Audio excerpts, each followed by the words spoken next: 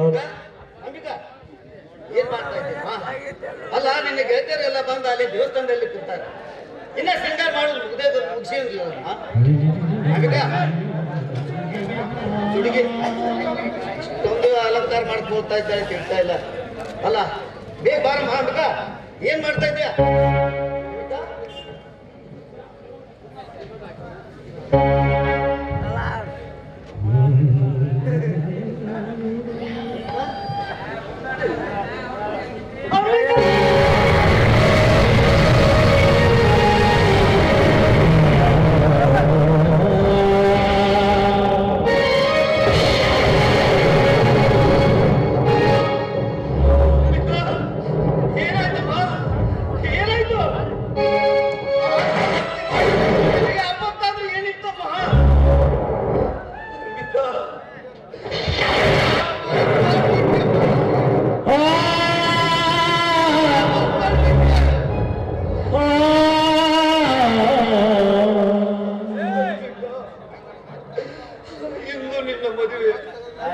ಮದುವೆಗೆ ಬರುವ ಜನರಿಗೆ ನಾನು ಏನಂತ ಉತ್ತರ ಕೊಡ್ಲಿ? ಏನಂತ ಉತ್ತರ ಕೊಡ್ಲಿ?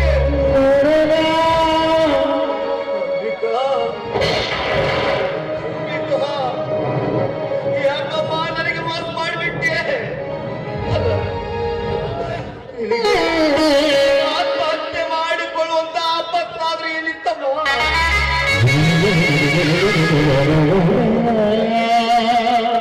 ಇದು ನಿನಗೆ ಮನಸ್ಸಿದ್ದಿಲ್ಲವೇ? ನಿನಗೆ ಮದುವೆ ಮಾಡಿಕೊಳ್ಳಲು ಮನಸ್ಸಿದ್ದೆ ಮನಸ್ಸಿದ್ದಿಲ್ಲವೇ? ಮದುವೆ ಮಾಡಿಕೊಳ್ಳಲು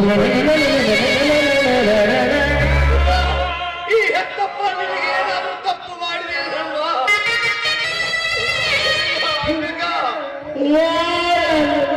ನಿನ್ನೆ ರಾತ್ರಿ ನನಗೆ ಮಾತು ಹೇಳಿದ್ದಮ್ಮ, ಅಪ್ಪ ನಾಳೆ ಮದುಮಗಳಾಗಿ ಮಂಟಪದಲ್ಲಿ ಕೂಡ್ತೀನಿ ಅಂತ ಹೇಳಿದ್ದೆ. ಮದುಮಗಳಾಗಿ ಮಂಟಪದಲ್ಲಿ ಕೂಡುವ ಬದಲು ಮಲ್ಲಿಗೆಯಾಗಿ ಮಲಗಿ ಬಿಟ್ಟಿಯಲ್ಲಮ್ಮ ಅಂಬಿಕಾ.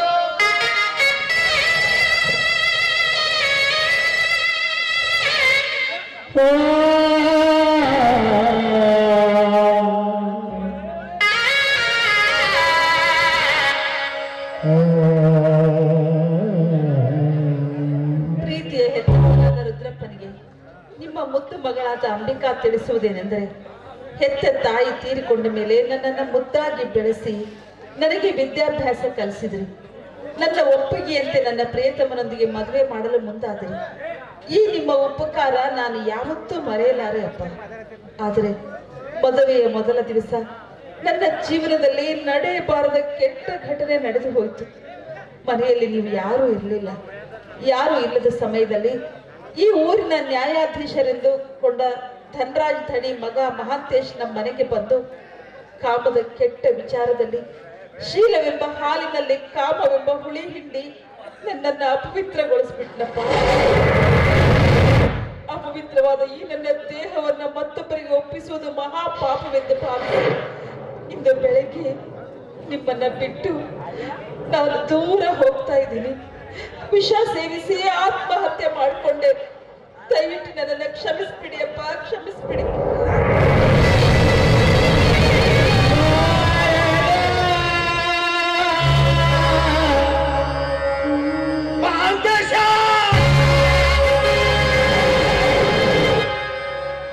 ವಾಂಗಲ್ಯ ಕಟ್ಟಿಕೊಂಡು ಮುತ್ತೈದೆಯಾಗಿ ಗಂಡನ ಮನೆಗೆ ಹೋಗಬೇಕಾದ ನನ್ನ ಮಗಳನ್ನು ಮಸನಕ್ಕೆ ಕಳಿಸಿದೆಯಾ ಮಗಳೇ?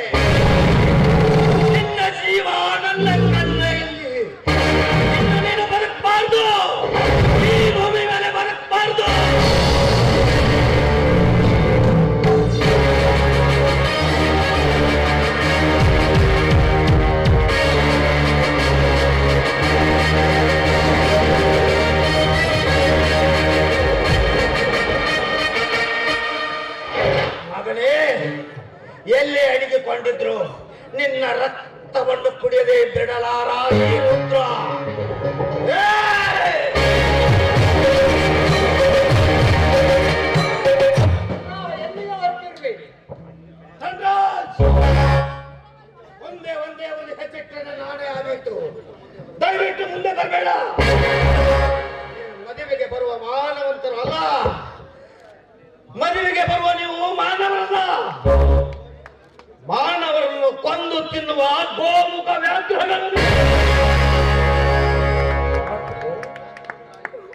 ನಿನ್ನ ಮಗಳ ಮದುವೆಗೆ ಬಂದ ಅತಿಥಿಗಳಿಗೆ ಬಾಯಿಗೆ ಬಂದಂತೆ ಮಾತನಾಡಿ ಅವಮಾನಗೊಳಿಸುತ್ತಿದೆಯಲ್ಲ.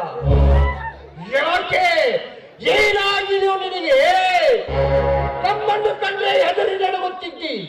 ಅಂತವನ ಮಗಳ ಮದುವೆಗೆ ಬಂದ್ರೆ ಬಾಯಿಗೆ ಬಂದಂತೆ ಬಗಳುತ್ತಿರುವೆಯಲ್ಲ. ಯಾಕೆ? ಏನಾಗಿದೆಯೋ ನಿನಗೆ? ಹುಚ್ಚು ಹಿಡಿದಿದೆ ನನಗೆ. ಎತ್ತರ ಹೇಳುವವರ ಮನೆಯಲ್ಲಿ ಹುಚ್ಚನಾಗಿ ದುಡಿದರಲ್ಲ, ಎಂದು ತಾಳಲಾರದೆ ಹುಚ್ಚನಾಗಿದ್ದೇನೆ. ನೀನು ಹೇಳುವ ಮಾತು ನಮ್ಮನ್ನ ಕಂಡು ಗೌರವದಿಂದ ಕಾಣಬೇಕಾದವನು ಇವತ್ತು ಯಾಕೆ ಈ ರೀತಿ ತುಚ್ಛವಾಗಿ ಮಾತಾಡ್ತಾ ಇದೀಯಾ? ಏನಾಯ್ತು? ಇವತ್ತು ನಿನ್ನ ಮಗಳ ಮದುವೆ ಅಲ್ವೇ?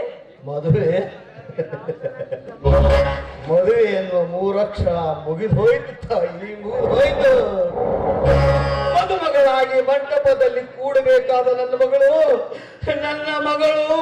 ಮಲಗಿಕೊಂಡಿದ್ದಾಳೆ. ನನ್ನ ಮಗಳಿಗೆ ಮದುಮಗಳಾಗಿ ಮಂಟಪದಲ್ಲಿ ಕೂಡ್ತಾ ಇಲ್ಲ. ಮದುಮಗಳಾಗಿ ನನ್ನ ಮಗಳು ಮಂಟಪದಲ್ಲಿ ಕುಳಿತುಕೊಳ್ತಾ ಇಲ್ಲ. ಹೇಳಿದ್ರ ಏನಾಗಿದೆ ಹೇಳಪ್ಪ ನಿನ್ನ ಮಗಳಿಗೆ, ಹೇಳು. ಮದುಮಗಳಾಗಿ ನನ್ನ ಮಗಳು ಆತ್ಮಹತ್ಯೆ ಮಾಡಿಕೊಂಡಿದ್ದಾಳೆ. ಈ ಮಾತು ಸತ್ಯವೇನು ರುದ್ರ? ಸತ್ಯವೇನು? ಸತ್ಯ ಸತ್ಯ ಸತ್ತು ಸುಂದರವಾಗಿ ಮಲಗಿದ್ದಾಳೆ ನೋಡಿ.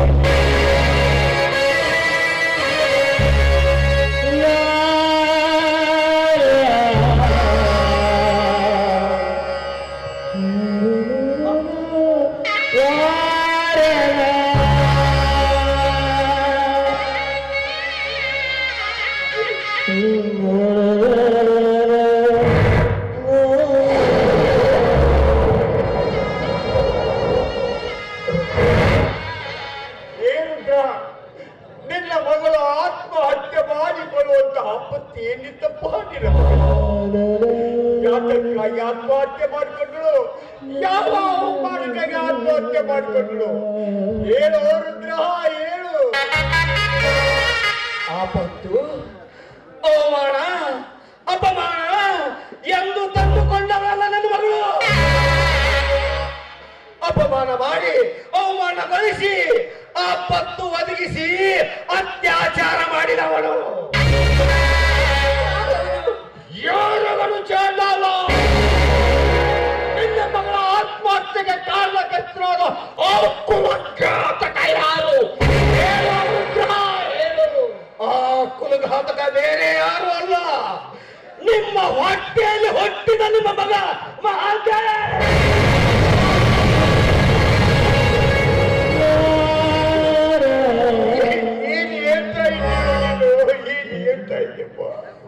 ಈ ಮಾತು ಸತ್ಯವೇನು?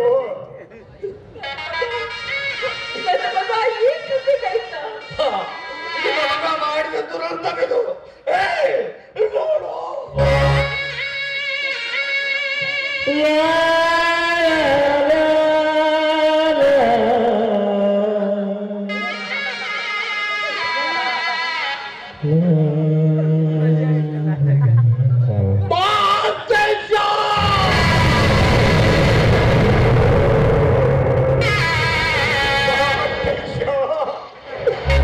ಮಠದಲ್ಲಿ ಸಾಕಿದ ಗಿಡಿ ಎಂದು ನಾನು ತಿಳಿದುಕೊಂಡಿದ್ದೆ.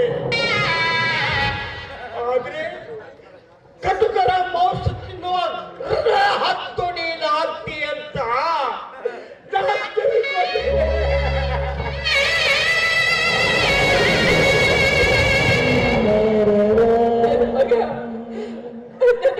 ಈ ರೀತಿ ಮೋಸ ಮಾಡ್ತಾನೆ ಅಂತ ನಾನು ಕನಸಲ್ಲೂ ನೆನೆಸಿರ್ಲಿಲ್ಲ. ನಾನು ಯಾರು ನೆನೆಸಿರ್ಲಿಲ್ಲವೋ, ಯಾರು ನೆನೆಸಿರ್ಲಿಲ್ಲ ಈ ಸನ್ನಿವೇಶವನ್ನ.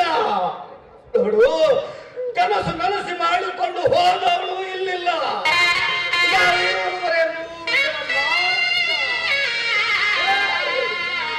ಈ ಸುಂದರವಾದ ಸನ್ನಿವೇಶವನ್ನು ನೋಡಿ ಸಂತೋಷ ಪಟ್ಟುಕೊಳ್ಳಿ.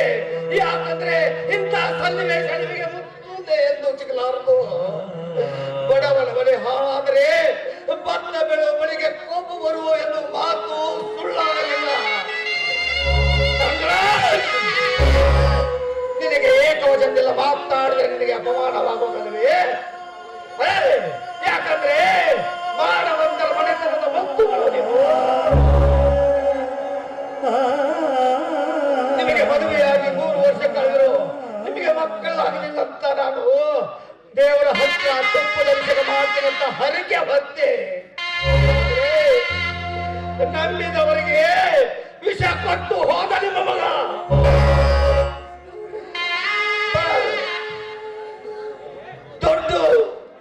ದೊಡ್ಡತನದ ಮನೆತನದ ಮಗ ಅಂತ ತಿಳು ಹೆಗಲ ಮೇಲೆ ಹೊತ್ತು ತಿರುಗಿದೆ. ಆದ್ರೆ ಕೊನೆಯ ಒಂದು ದಿನ ಎದೆಗೆ ಒಂದು ಹೋದ ನಿಮ್ಮ ಮಗ.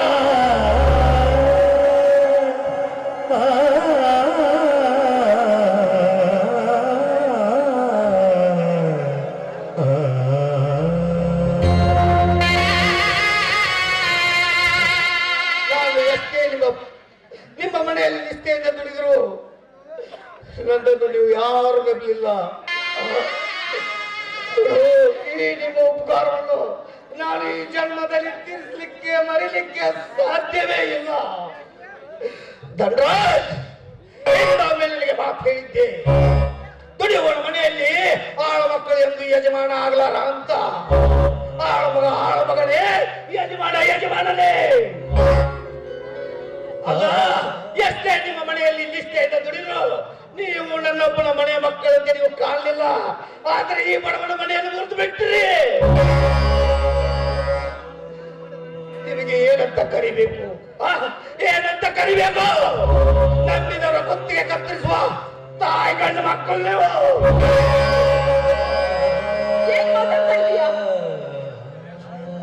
ಯಾಕೆ? ನಿಮ್ಮ ಮನಸ್ಸಿಗೆ ನೋವಾಯ್ತಾ? ನಿಮ್ಮ ಮಗ ಮಾಡಿದ ತಪ್ಪು ನಿಮಗೆ ಒಪ್ಪಿಗೆ ಆಗಿರಬೇಕು. ಯಾಕಂದ್ರೆ ನನ್ನ ಹೆಂಡತಿಯ ಹೊಟ್ಟೆಯಿಂದ ಹೆಣ್ಣು ಮಗಳು ಹುಟ್ಲಿ ಅಂತ ಬೇಡ್ಕೊಂಡಿದ್ರಿ. ಮಗಳು ಹುಟ್ಟಿ ಮನೆಗೆ ಬಂದಾಗ ನಿಮ್ಮ ಕೈಯಾರೆ ಅವರ ಕೊಳ್ಳಿಗೆ ಚಿನ್ನದ ಸಲ ಹಾಕಿದ್ರಿ. ಯಾಕೆಂಬುದು ಈಗ ಗೊತ್ತಾಯ್ತು. ಮನೆ ಮುರುಕ ಮಗನಿಂದ ನನ್ನ ಮಗಳ ಬಾಳ ಹಾಳು ಮಾಡುವುದಕ್ಕಾಗಿ ಕೊಟ್ಟ ಕೊಡುಗೆ ಇದು ಇರಬೇಕು.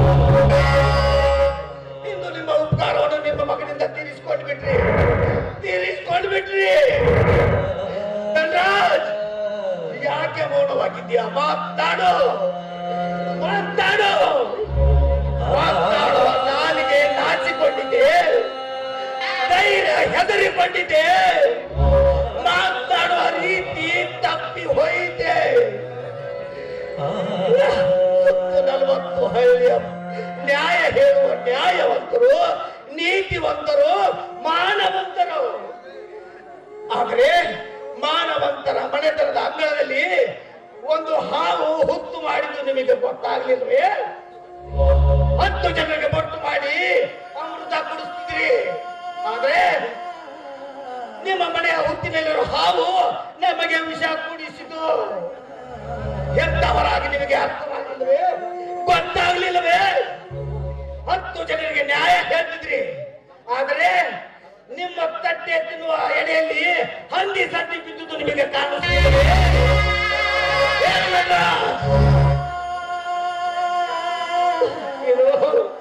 ಇದು ಮಾನವಂತರ ಮನೆತನದ ಕತೆ. ಇದು ಕತೆ ಅಲ್ಲ, ಇದು ವ್ಯಥೆ. ದಯವಿಟ್ಟು ಮನಸ್ಸಿಗೆ ನೋವಾಗಿ ಮಾತಾಡಬೇಡ. ಮಾದೇವಿ, ನೀನು ಮೌನ ತಾಯಿಲ್ಲ. ಮಧ್ಯದಲ್ಲಿ ಮಾತನಾಡಬೇಡ. ರುದ್ರ, ಏನ್ ಮಾತನಾಡಬೇಕಾಗಿದೆ ಎಲ್ಲವನ್ನೂ ಮಾತನಾಡಿಬಿಡಿ. ಇದಕ್ಕೆ ನನ್ನ ಭಕ್ತರು ಏನೂ ಇಲ್ಲಪ್ಪ. ಯಾಕೆಂದ್ರೆ ಕಳೆದುಕೊಂಡವರ ಮಕ್ಕಳು ಹೆತ್ತ ಕರುಳಿಗೆ ಗೊತ್ತಾಗುತ್ತದೆ ವಿನ ನಿಂತು ನೋಡುವವರಿಗೆ ತಿಳಿಯಲಾಗದು. ಈಗ ನಿನ್ನ ಮಗಳು ಸತ್ತಿಲ್ಲಪ್ಪ, ನನ್ನ ಮಗಳು ಸತ್ತಿಲ್ಲ.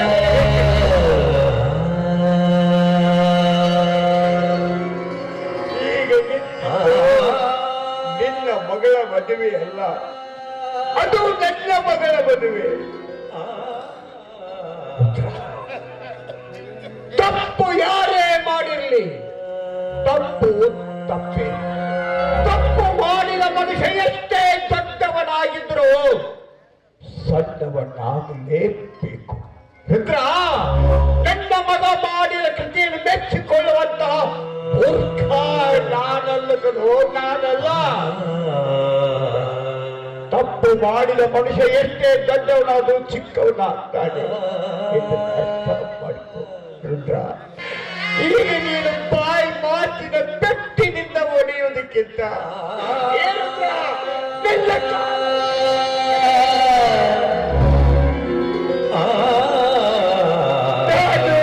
ತಪ್ಪು ತಿಳಿದುಕೊಳ್ಳುತ್ತಾನೆ. ಯಾಕೆಂದ್ರೆ ತಪ್ಪು ಮಾಡುವ ಮಕ್ಕಳನ್ನು ಹೆತ್ತಂತೋ ಹಳೆದವರ ಧರ್ಮವನ್ನು ಕಳೆದುಕೊಳ್ಳುವುದು ಹೆತ್ತವರ ಧರ್ಮ ಅಂದಾಗ ನೀನು ಮಾತನಾಡೋದ್ರಿಂದ ಯಾವುದು ತಪ್ಪಿಲ್ಲಪ್ಪ. ರುದ್ರ, ನನ್ನ ಮಾತಿನಿಂದ ನೀನು ನಾನು ಸಿಟ್ಟಾಗಬಾರ್ದು. ಆದ್ರೂ ಒಂದು ಮಾತು ರುದ್ರ, ರುದ್ರ, ಸತ್ತು ಹೋದ ನಿನ್ನ ಮಗಳು, ಕಳೆದು ಹೋಗಿರುವ ನಿನ್ನ ಮಾಟ ಮರಳಿ ಬರಲಾರ್ದು. ಅದಕ್ಕಾಗಿ ನಿಮ್ಮ ಮಗ ಮಾಡಿದ ತಪ್ಪನ್ನು ನಾನು ಮರ್ತು ಬಿಡ್ಬೇಕಾ? ರುದ್ರ, ಏ ರುದ್ರ, ಮರೆತು ಬಿಡು ಅಂತ ಹೇಳಲು ನಾನೇನು ಮೂರ್ಖನಲ್ಲಪ್ಪ, ಮೂರ್ಖನಲ್ಲ.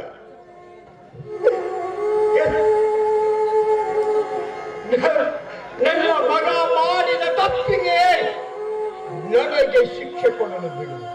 ಅದು ನಿನ್ ಕಡೆಯಿಂದ ಆಗ್ಬಾರ್ದು. ಯಾಕೆಂದ್ರೆ 10 ಜನರಿಗೆ ನ್ಯಾಯ ಹೇಳಿದ ನಾನು ನನ್ನ ಮಗನಿಗೆ ಶಿಕ್ಷೆ ಕೊಡದೆ ಹೋದ್ರೆ ಆ ಶಿವನು ಕೂಡ ಮೆಚ್ಚಲಾರ. ಅದಕ್ಕಾಗಿ ರುದ್ರ, ನಿನ್ನ ಹತ್ರ ಒಂದೇ ಒಂದು ಭಿಕ್ಷೆ ಕೇಳಿದಪ್ಪ.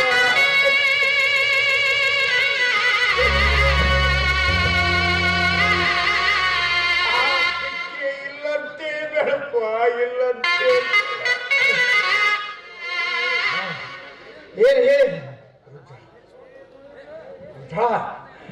ನನ್ನ ಮಾತು ನಡೆಸ್ಕೊಡ್ತೀನಂತೇಳಿ ನನಗೆ ಮಾತು ಕೊಡೋರು.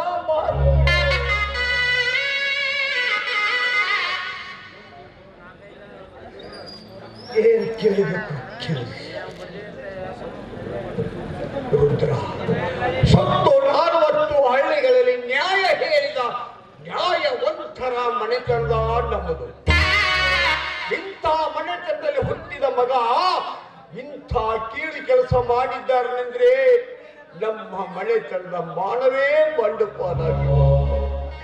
ನಾವು 10 ಜನರ ಮಧ್ಯದಲ್ಲಿ ಬದುಕಿದರೂ ಸತ್ಯತೆ ಆಗುತ್ತದೆ. ಅದಕ್ಕೋಸ್ಕರ ಏನ್ ಮಾಡಬೇಕು? ಯಾವ ಕಾಲಕ್ಕೂ ಯಾರ ಮುಂದೆಯೂ ನಿನ್ನ ಮಗಳ ಸಾವಿಗೆ ನನ್ನ ಮಗನೇ ಕಾರಣ ಅಂತ ಹೇಳ್ಬಾರ್ದು.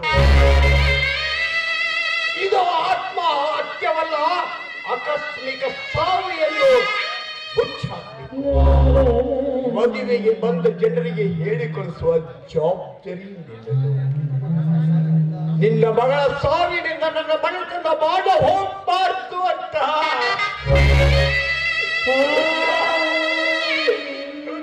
ನಿನಗೆ ಕೈ ಮುಗಿದು ಕೇಳ್ಕೊತೀನಪ್ಪ, ಇಷ್ಟಕ್ಕೂ ನಿನಗೆ ಕರುಣೆ ಬಾರದೆ ಹೋದ್ರೆ ಏ ರುದ್ರ, ನಿನ್ನ ಕಾಲಿನ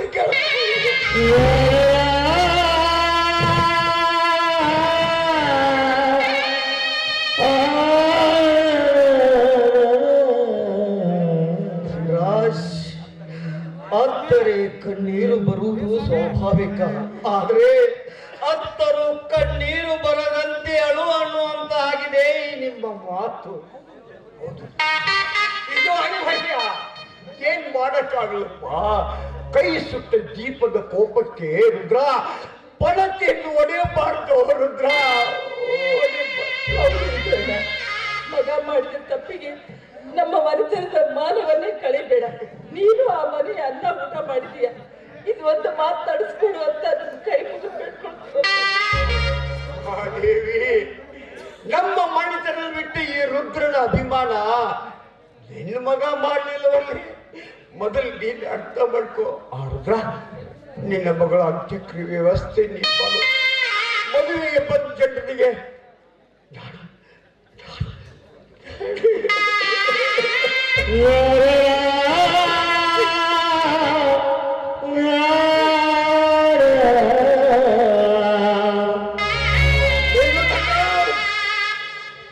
ನಿಮ್ಮ ಮನೆ ಅನ್ನ ತಿಂದ ಋಣಕ್ಕೆ ನಾನು ನಿಮಗೆ ಕಟ್ಟು ಬಿದ್ದಿದ್ದೇನೆ ನೋಡು.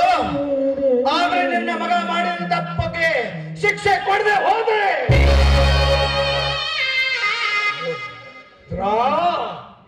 ನಾನು ಮಾಡವಂತರ ಮನೆತನಲ್ಲಿ ಹುಟ್ಟಿದ ಬೆತ್ತಪ್ಪನ ಮಗನೇ ಇದ್ದನ್ರ ಕಾದ್ನೋಡು ನೋಡಿ, ನಿಮ್ಮಿಬ್ಬರಿಗೂ ಕೈ ಮುಗಿದು ಬೇಡ್ಕೊತೀನಿ. ದಯವಿಟ್ಟು ಕೆಟ್ಟ ವಿಚಾರ ಮಾಡ್ಬೇಡಿ. ಮಗ ಮಾಡಿದ ತಪ್ಪಿಗೆ ಅವನನ್ನ ಎಲ್ಲಿಯಾದ್ರೂ ದೂರ ಕಳಿಸ್ಬಿಡೋಣ. ಮಹಾದೇವಿ, ಈ ವಿಷಯದಲ್ಲಿ ನಿನಗೆ ತಿಳಿಯಲಾರದು. ಬಾ, ಸತ್ತು ಹೋದ ಮಗಳ ಮುಖವನ್ನು ಕಣ್ತುಂಬ ತುಂಬಿಕೊಂಡು ಅವಳ ಶವಕ್ಕೆ ಶೃಂಗಾರ ಮಾಡಿ ಮನೆಗೆ ಹೋಗೊಂಡು ಕರ್ಕೊಂಡ್ಬಿಟ್ಟ ರುದ್ರ.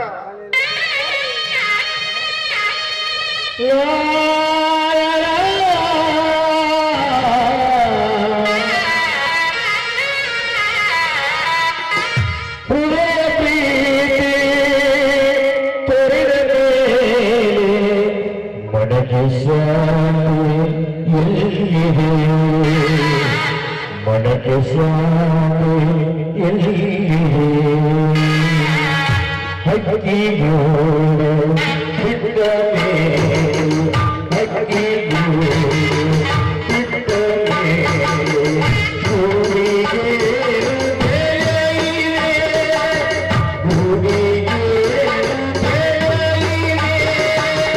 ಹೃದಯ ಪ್ರೀತಿ ತೊರೆದಂತೆ ಹೃದಯ ಪ್ರೀತಿ ತೊರೆದಂತೆ ಮನಕ್ಕೆ ಸಾಕು ಮನಕ್ಕೆ ಸಾಕು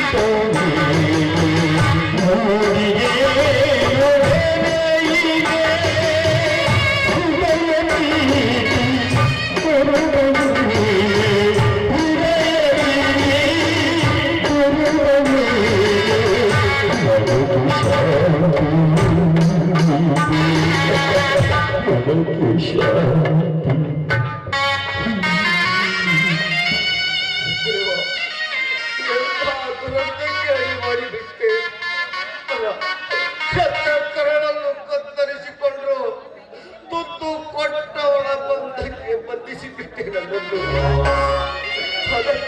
ಹೇಳ್ತಾರೆ, ಹೆತ್ತ ಮಕ್ಕಳಿಗಿಂತ ಅನ್ನ ಕೊಟ್ಟವರು ಭಾರ ಅಂತ.